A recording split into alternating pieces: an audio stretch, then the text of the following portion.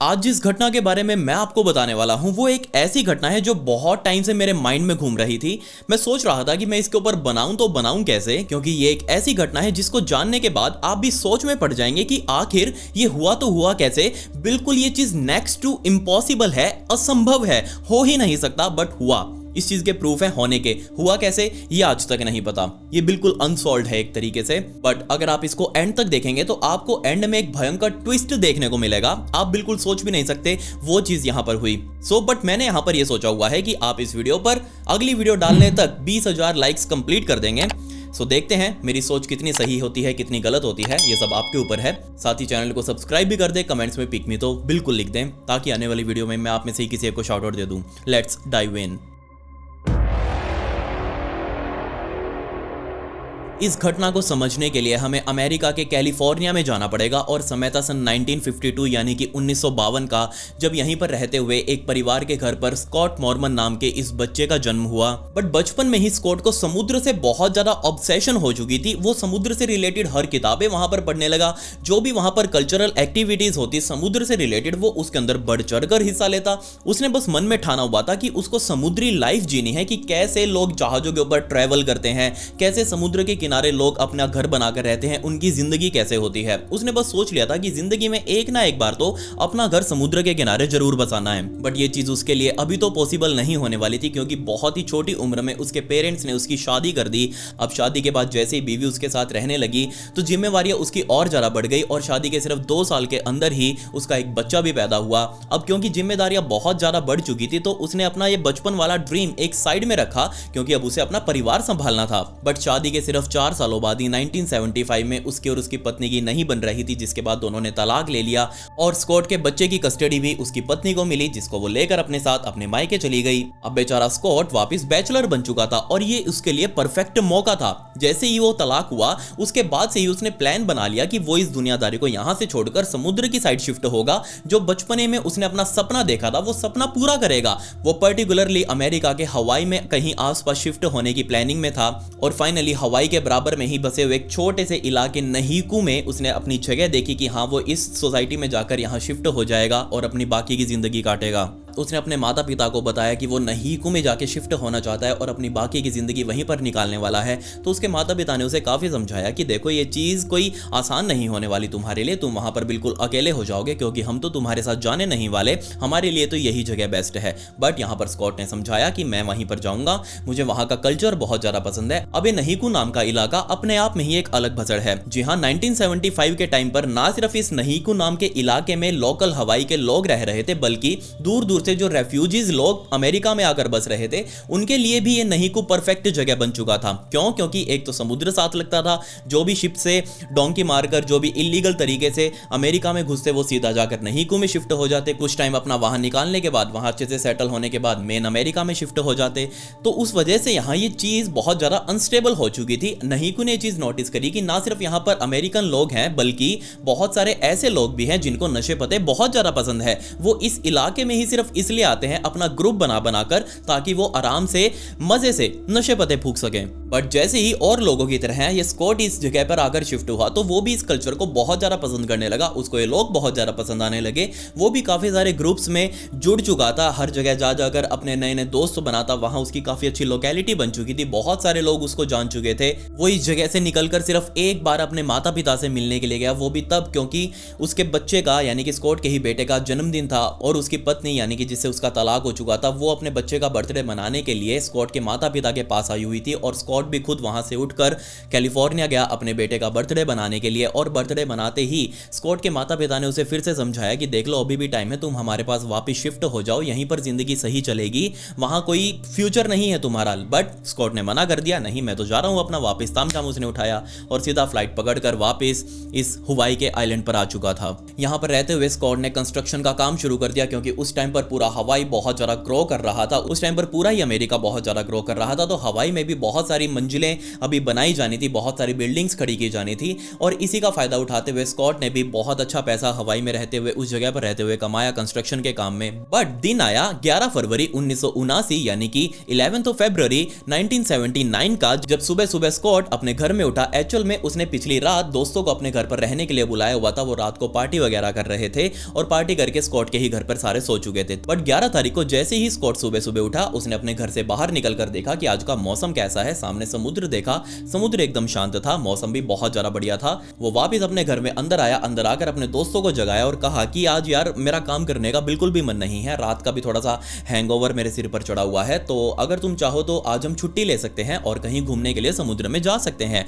जैसी ये बात उसके 4 और दोस्तों ने सुनी तो वो सभी रेडी हो चुके थे आज काम से छुट्टी लेने के लिए। उन्होंने प्लान बनाया कि वो यहाँ से निकलकर अपनी एक छोटी बोट उठाकर समुद्र में जाएंगे, फिशिंग वगैरह करेंगे, मछलियां पकड़ेंगे। सो सभी ने अपने अपने लिए जरूरी सामान पैक कर लिया फिशिंग करने जाने के लिए। बट समुद्र में जाने के लिए उनके पास बोट भी तो होनी चाहिए थी, उनके पास इस टाइम पर बोट थी ही नहीं। तो उन्होंने सीधा जाकर अपने पड़ोसी से ही मांगी कि यार तुम्हारी थोड़ी देर के लिए हमें बोट दे दो, हम अंदर समुद्र में जाएंगे, मछलियां वगैरह पकड़कर वापस आ जाएंगे और तुमको तुम्हारी बोट वापस दे देंगे। तो उस पड़ोसी ने मना नहीं किया, उसने अपनी 17 फुट लंबी सारा जो नाम की बोट अपने ट्रेलर पर लोड करी और सीधा वो ट्रेलर इन 5 दोस्तों के हवाले कर दिया, जिसको खींचकर वो सीधा समुद्र के किनारे पर जा चुके थे। वहां जाकर उन्होंने वो ट्रेलर पार्क किया। वापस ये लोग खरीदारी करने के लिए कुछ खाना पीना भी तो चाहिए था, वापस ये लोग मार्केट में आए, वहीं से उन्होंने लिटल लिटल लवली लवली थोड़ी दारू वगैरह भी खरीदी, स्नैक्स वगैरह खरीदे, खाने पीने का सामान खरीदा। तो सारा कुछ पैक करने के बाद ये वापस अपनी बोट के पास गए, बोट में सारा सामान रखा, चारों भी लोड हुए और ये बोट अब सीधा समुद्र में निकल चुकी थी आगे फिशिंग करने के लिए।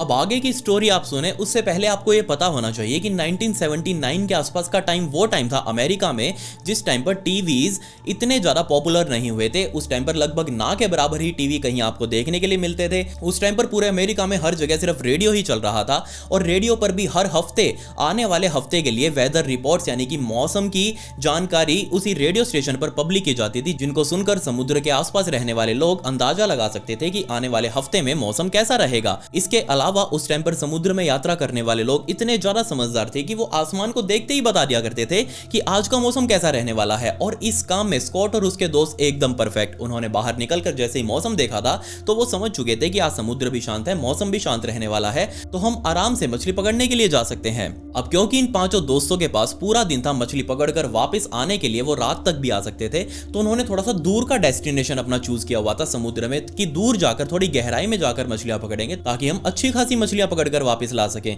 लेकिन उस दूर वाले डेस्टिनेशन तक जाने के लिए इनको बीच में हवाई के पास ही पड़ने वाले एलन यूली हाहा नाम के एक चैनल, इस चैनल को क्रॉस करके जाना था। एक्चुअल में ये एलन यूली हाहा नाम का चैनल एक पहाड़ जैसा इलाका है, हवाई के साइड में ही पहाड़ है छोटे छोटे, और इन्हीं पहाड़ों को क्रॉस करके इन्हें आगे की तरफ जाना था ताकि वो अपने डेस्टिनेशन पर पहुंचकर आराम से मछली पकड़ सके।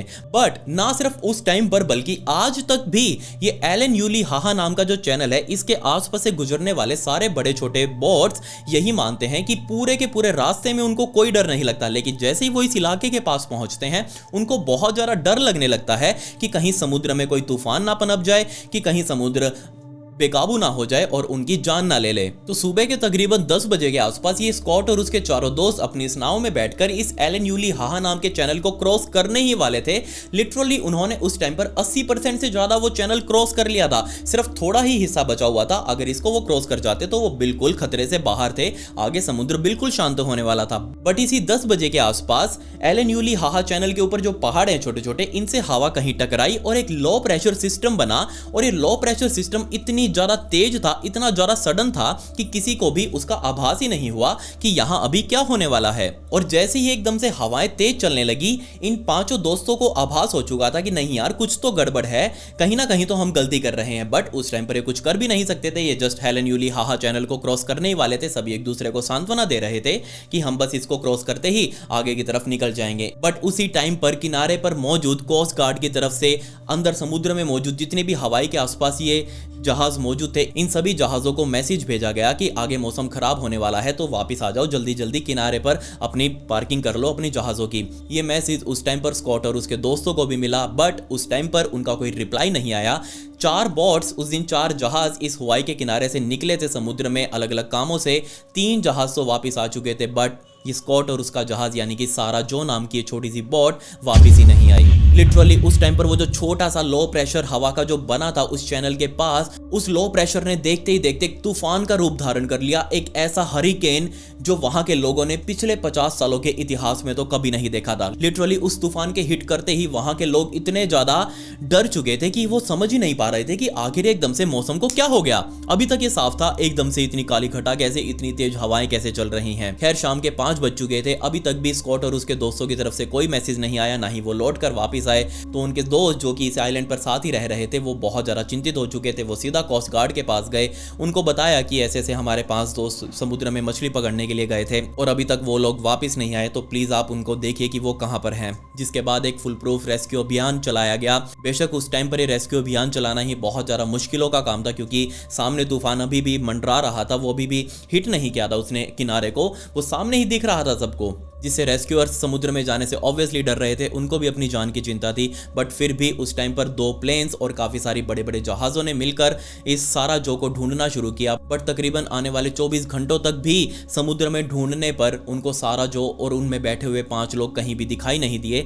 लिटरली उनको कहीं ना कहीं कोई तो सबूत मिलता। मान लेते हैं सारा जो के साथ कुछ हुआ होगा, तो उनका कोई सामान जो अपने साथ खाने पीने का लेकर गए थे वो तो ऊपर तैरता हुआ मिलता, या फिर उनके बोट अगर डूब गई हो तो कुछ ना कुछ तो टूटा हुआ उसका कोई प्लास्टिक का टुकड़ा ही, या फिर उनके कोई कपड़े वगैरह, कोई भी थैली थूली कुछ तो मिलती ऊपर तैरती हुई। बट समुद्र में अच्छी तरीके से देखने के बाद भी रेस्क्यूअर्स को वहां कुछ नहीं मिला, जिसके बाद वो अपना खाली हाथ और छोटा सा मुंह वापस लेकर किनारे पर पहुंच चुके थे। इस तूफान के खत्म हो जाने के बाद भी 5 दिन और ये रेस्क्यू अभियान चलाया गया। 55 हवाई जहाजों ने मिलकर और तकरीबन 60 के आसपास नीचे छोटी बड़ी नावों ने मिलकर सारा जो को ढूंढने की कोशिश करी। तकरीबन 60,000 किलोमीटर से ज्यादा का एरिया समुद्र के अंदर खंगाला गया, बट उनको कुछ भी हाथ नहीं लगा। सारा जो का कोई भी नाम और निशान समुद्र में कहीं दिखाई नहीं दे रहा था। इस रेस्क्यू अभियान के खत्म होते ही जो लोकल लोग यहाँ मौजूद थे, इस आइलैंड पर सभी ग्रुप बनाकर रह रहे थे, ये सभी एक जैसे ही तो थे। उनमें से ही तो 5 दोस्त वो मछली पकड़ने के लिए गए थे, तो सभी को बहुत ज्यादा डर लगने लगा। सभी को अंदर से बहुत ज्यादा झटका लगा कि उनके 5 दोस्त एकदम से समुद्र में कहीं गायब हो गए। बट उनको फिर भी कहीं ना कहीं माइंड में यही लग रहा था कि नहीं यार, वो सभी बहुत ज्यादा परफेक्ट हैं, उनको नाव अच्छे से चलानी आती है, उनको समुद्र के बारे में अच्छी नॉलेज है, समुद्र में किस तरीके से अपने आप को बचा कर रखना है वो भी आता है, अच्छे तैराक हैं वो लोग, तो उनके साथ कुछ हो ही नहीं सकता। अगर मान लेते हैं कुछ भी हुआ हो तो एटलीस्ट उनके बारे में कुछ तो पता लगना चाहिए। सभी के मन में यही बातें चल रही थी, जिस वजह से इस पूरी कम्युनिटी ने आपस में मिलकर $50,000 उस टाइम पर चंदा जमा किया और इस $50,000 से खुद से ही इन्होंने रेस्क्यू अभियान शुरू करवाया। काफी सारी जहाजों को पैसे दिए गए जाकर ढूंढने के। आने वाले कुछ हफ्तों तक और भी जहाजों ने अंदर सर्च अभियान जारी रखा सारा जो को ढूंढने का, बट उनमें से किसी के हाथ भी कुछ भी नहीं लगा। लिटरली सब कुछ खाली था। आने वाला 1 साल बीत चुका था और 1 साल बाद भी ये लोग जो भी इस आइलैंड पर रह रहे थे, इनको उम्मीद थी कि उनके 5 दोस्त जहां भी है वो सब सेफ होंगे और जल्दी ही वापस आ जाएंगे। ये अभी भी उम्मीद नहीं छोड़ने वाले थे। बट फाइनली सारों ने मिलकर ये सोच लिया कि नहीं, अब और नहीं, हम उनका इंतजार और नहीं कर सकते। हम मान चुके हैं कि वो कहीं ना कहीं अब मर चुके होंगे। हम उनकी आत्मा की शांति के लिए हम उनके लिए एक मेमोरियल रखेंगे, उनकी आत्मिक शांति के लिए हम एक छोटा सा पाठ पूजा वगैरह करवाएंगे। तो वो करवा कर उन्होंने उनके नाम का वो कब्रिस्तान में पत्थर लगवा दिया, जिसके ऊपर सारों के नाम लिखे गए और वो पत्थर वहां कब्रिस्तान में फिट हो चुका था। अब आने वाले टाइम में किसी को भी उम्मीद नहीं थी।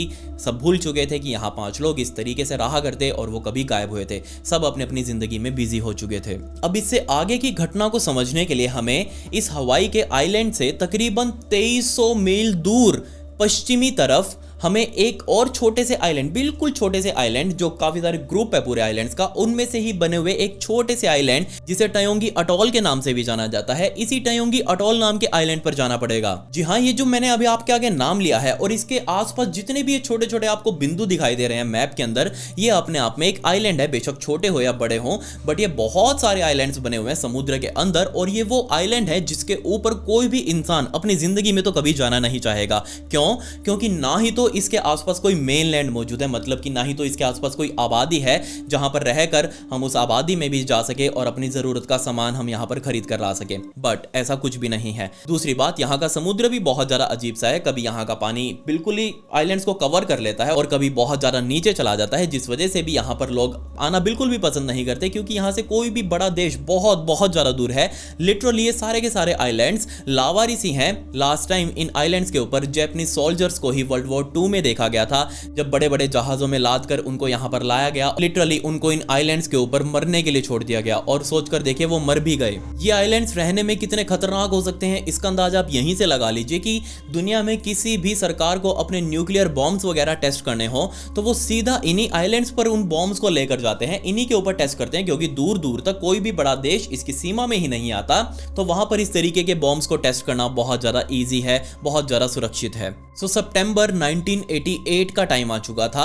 सो फाइनली इस टाइम पर मरीन जियोलॉजिस्ट जॉन मटन और उसके साथ उनके 5 और टीम मेंबर्स इसी आइलैंड पर अपना छोटा सा एक वो जहाज लेकर इस आइलैंड पर पहुंचे। एक्चुअल में उनको इस आइलैंड के बारे में सब कुछ जानना था, सब कुछ लिखना था, अपने डॉक्यूमेंट्स उसके बारे में बनाने थे। तो जैसे ही जॉन और उसके साथी इस आइलैंड पर पहुंचे, उन्होंने अपने शिप को साइड में ही पार्क किया और सारे अब उतर कर इस आइलैंड पर अंदर की तरफ जाने लगे। तो जैसे ही अंदर की तरफ गए, उनको दूर से ही एक बहुत ही अजीब सी बड़ी सी चीज अंदर पड़ी हुई दिखाई दे रही थी। उसके ऊपर काफी मिट्टी वगैरह भी चढ़ी हुई थी। तो जैसे ही इन सभी ने मिलकर उस चीज को देखा तो ये धीरे धीरे उसके पास गए। तो पास जाते जाते उनके सामने ये चीज क्लियर हो चुकी थी कि ये चीज कोई और नहीं बल्कि एक छोटी सी बोट ही है। और उसका बोट तो क्या कहूं, उसको एक कंकाल ही कह सकते हैं, एक नाव का कंकाल, बिल्कुल टूटी फूटी सी, बट दिखने में लग रहा था कि ऑब्वियसली ये बोट ही है। बट ये बोट यहां तक कैसे पहुंची वो बाद की बातें हम जानेंगे। तो जैसे ही इन 5 लोगों ने इस बोट को देखा तो भागकर वो सीधा यहां तक गए और इसके चारों तरफ खड़े होकर सोचने लगे कि यार ये बोट यहां तक आई कैसे। किसी भी बड़े जहाज का यहां तक पहुंचना लगभग नामुमकिन जैसा है, कोई भी यहां पर आना नहीं चाहेगा। तो ये छोटी सी बोट आखिर तैरती हुई आई कहां से यहां पर। खैर सारी बातें दूर की हैं। जॉन ने सोचा कि क्यों ना वो एक बार देख ले कि आखिर ये बोट है कौन सी। तो वो सीधा उसके ऊपर लटक कर अंदर की तरफ झांकने लगा, लेकिन अंदर तो ये पूरी की पूरी बोट खोखली थी। वो वापस नीचे उतरा, वो देखने लगा कि आखिर इसका नाम क्या है, बोट को जानना चाह रहा था। तो उसने चारों तरफ घूम घूम कर देखा तो उसने नोटिस किया कि इस बोट का नाम तो एक्चुअल में मिट्टी के अंदर दबा हुआ है। नीचे वो बोट आधे से ज्यादा तो मिट्टी के अंदर ही दफन थी। तो उसने मिट्टी खोदनी शुरू करी और खोदता गया, नीचे जाकर उसको दिखने लगा हाँ कुछ लेटर्स लिखे हुए दिखाई दे रहे थे। तो उसने और जोर से मिट्टी हटाई, वहां पर उसे H वगैरह A वगैरह लिखा हुआ दिखाई दे रहा था। उसने पूरी प्रॉपर मिट्टी हटाई तो सामने सारा जो लिखा हुआ था। ये चीज देखते ही वो पीछे की तरफ हट गया। एक्चुअल में जॉन खुद भी हवाई का ही रहने वाला था और उसने तकरीबन 9 सालों पहले यानी कि 1979 में इस सारा जो के साथ हुए इंसिडेंट के बारे में बहुत सुना था। और उस टाइम पर ये खुद भी रेस्क्यूअर्स के साथ शामिल था। वो खुद भी सारा जो को ढूंढने के लिए समुद्र में 9 साल पहले उतरा था, बट उसको इसके बारे में कोई खबर नहीं लगी थी। और उसके तकरीबन 9 सालों बाद फाइनली उसके सामने सारा जो वहां से तकरीबन 2300 मील दूर इस छोटे से आइलैंड पर, इस लावारिस पड़े आइलैंड के ऊपर क्या कर रही थी। उसका नाम पढ़ते ही जॉन ने तुरंत ही अपने टीम मेंबर्स को आवाज लगाई और वो सारे बैठकर डिस्कस करने लगे कि ये बोट यहां तक कैसे आई होगी। इससे पहले कि वो किसी कंक्लूजन पर निकलते, उन्होंने सोचा कि क्यों ना हम पहले इस आइलैंड को ही अच्छे से छान लेते हैं। क्या पता हमें यहां पर उन 5 जो मछुआरे थे इस बोट के अंदर बैठकर आए थे, वो 5 मछुआरे भी उनकी कोई निशानी या फिर वो खुद अभी भी जिंदा इसी आइलैंड के ऊपर हमें मिले। क्या पता वो अभी भी जिंदा और इसी आइलैंड के ऊपर अपना जिंदगी काट रहे हैं, उनको वापस जाने के लिए कोई सुराग ना मिल रहा हो। तो इस जॉन की टीम ने मिलकर पूरे आइलैंड को खंगालना शुरू किया। इधर उधर देखा, हर जगह देखा, बट उनको उन 5 मछुआरे यानी कि स्कॉट और उसके दोस्त जो उस टाइम पर निकले थे 9 साल पहले, उनकी कोई भी जानकारी इस आइलैंड पर तो नहीं मिली। उनको ना तो कोई लाश मिली थी, ना ही कोई इंसान यहां पर जिंदा मिला था। बट इन 5 को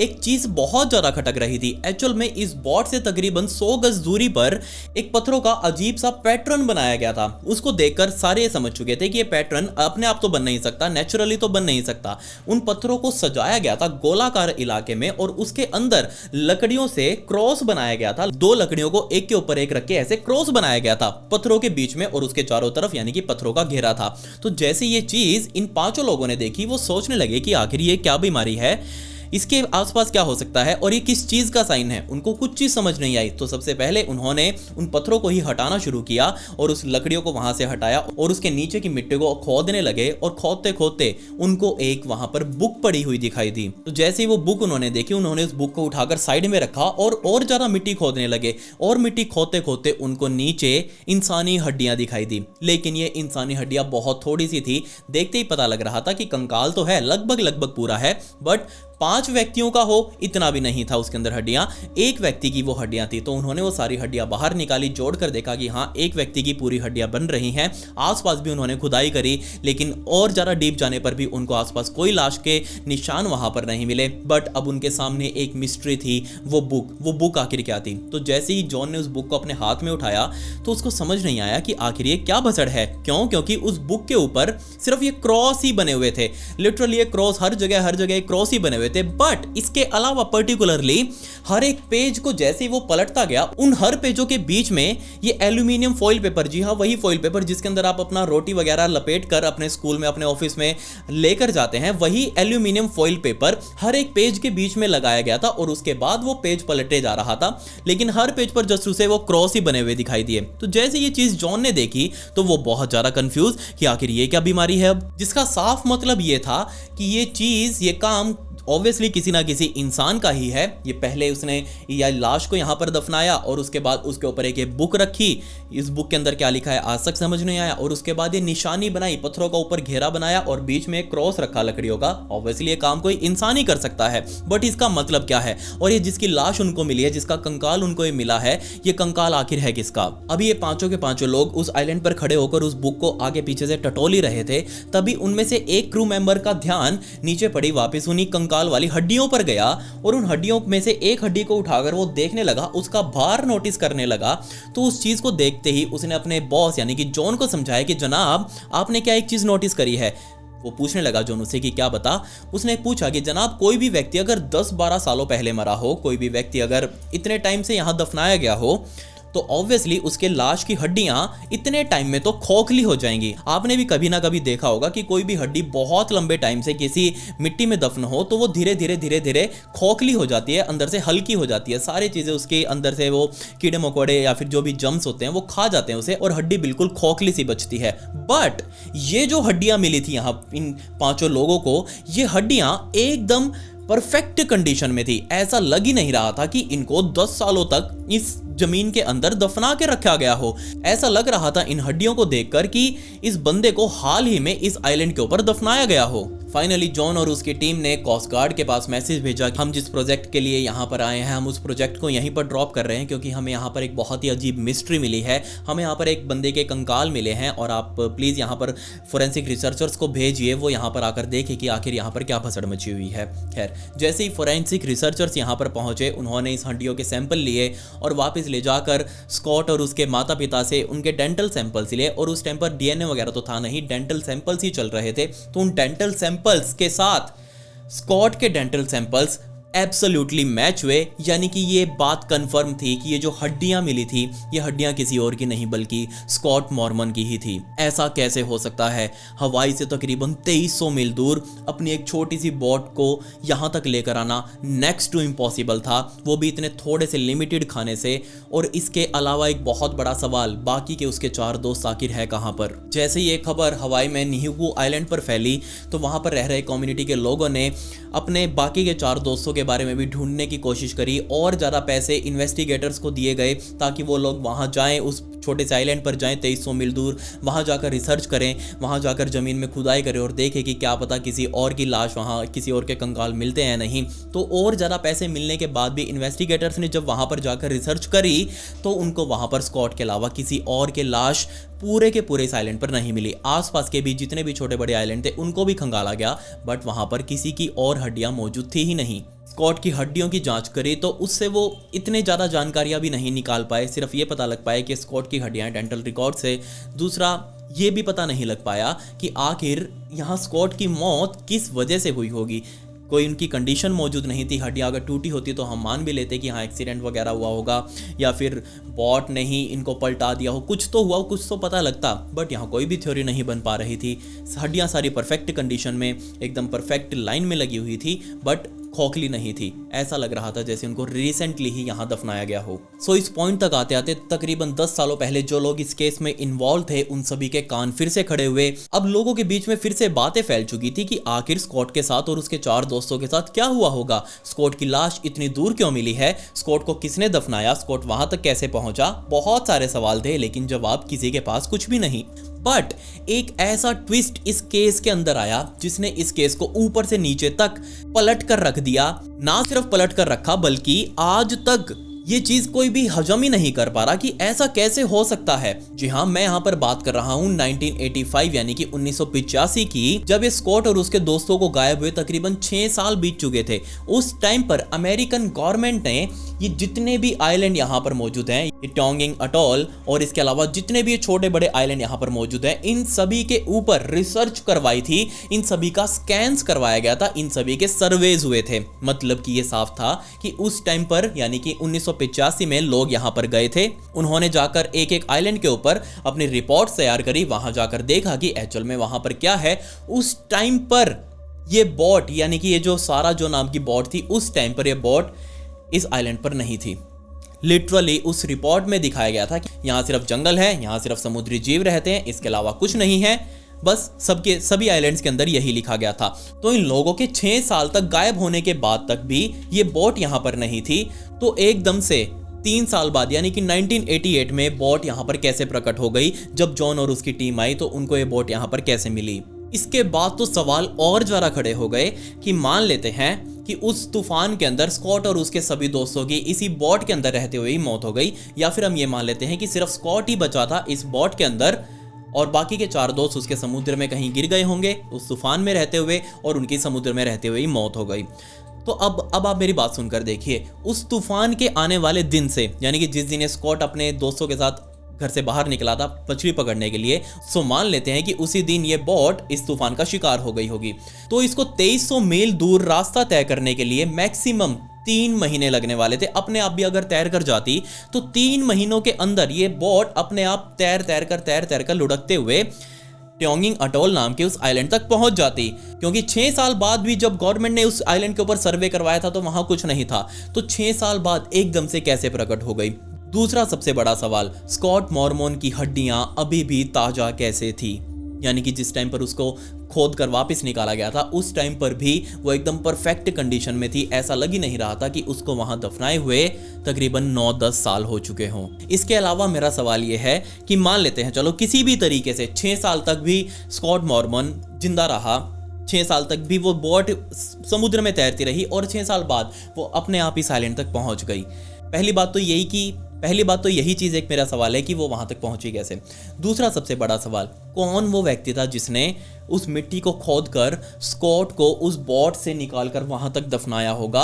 और तीसरा सबसे बड़ा सवाल, वो बुकलेट, वो एल्यूमिनियम पेपर वाली वो बुक आखिर है क्या, वो क्या मिस्ट्री है, वो क्रॉस वो क्या है, उसके अंदर एल्यूमिनियम के फॉइल पेपर हर पेज के बाद क्यों लगाए गए हैं, आखिर ये बुक जिसने भी बनाई वो क्या कहना चाह रहा है। बहुत से लोगों ने इस इंसिडेंट के बाद से बातें बनानी शुरू कर दी कि हो सकता है स्कॉट के बाकी दोस्तों ने मिलकर स्कॉट को वहां पर दफनाया होगा।